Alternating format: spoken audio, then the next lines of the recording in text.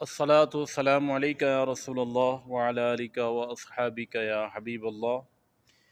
YouTube کے تمام ناظرین کو میری جانب سے السلام علیکم ورحمۃ اللہ وبرکاتہ۔ امید کرتا ہوں آپ سب ٹھیک ہوں گے اور خیر خیریت سے ہوں گے۔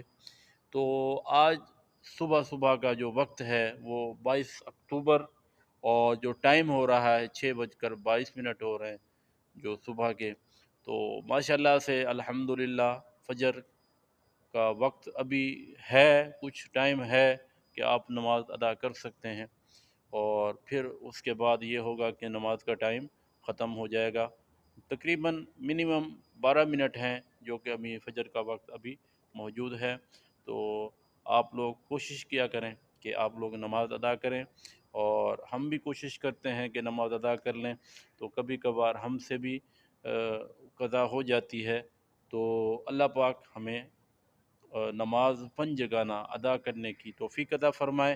جو آج جو موضوع لے کر میں حاضر ہوا ہوں وہ موضوع ہے انسان سچ بولے۔ کیا؟ سچ بولے۔ اللہ پاک نے قرآن مجید میں فرمایا، یا ایہا الذین آمنوا اتقوا اللہ وکونوا مع الصادقین، کہ اے ایمان والو اللہ سے ڈرو اور سچوں کے ساتھ ہو جاؤ۔ تو جو سچ بولتے ہیں تو میں کہتا ہوں ان پر اللہ کی رحمتیں ہوتی ہیں، اور جو جھوٹ بولتے ہیں تو اس پر شیطان کی لعنت، شیطان کی لعنت نہیں، اللہ کی لعنت اس کے اوپر ہے۔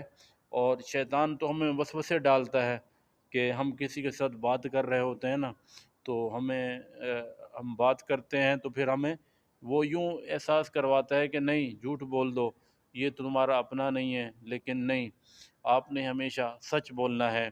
تو حدیث ہے کہ جو انسان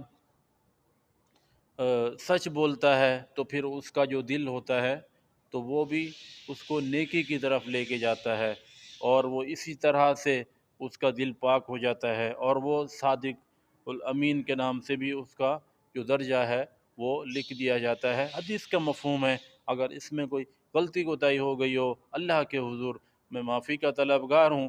اور ایک اور جو ہے غوث پاک کا جو بچپن کا جو قصہ ہے وہ بھی سچ کے متعلق ہے، کہ وہ جا رہے تھے، اس کی اماں نے اسے نصیحت کی غوث پاک کو کہ بیٹا کچھ بھی ہو جائے آپ نے ہمیشہ سچ بولنا ہے۔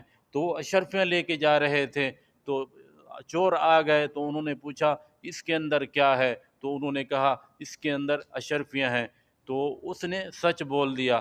تو اللہ پاک عمل کی توفیق عطا فرمائے۔ السلام